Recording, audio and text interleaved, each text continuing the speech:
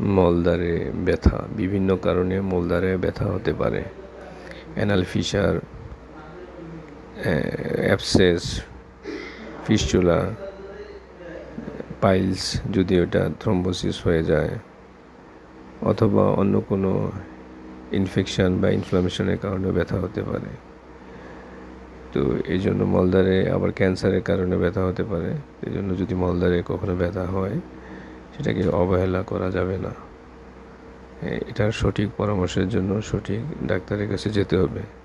চেষ্টা করবেন যদি কখনো মলদ্বারে ব্যথা হয়, তাহলে একজন কোলোরেক্টাল বিশেষজ্ঞ সার্জন দেখাবেন। আর আমাদের সাথেও যোগাযোগ করতে পারেন, তাহলে আপনার সঠিক চিকিৎসা করার চেষ্টা আমরা করব ইনশাআল্লাহ। ভালো থাকুন, সুস্থ থাকুন। আল্লাহ তাআলা সবাইকে সুস্থতা দান করুন। আমিন।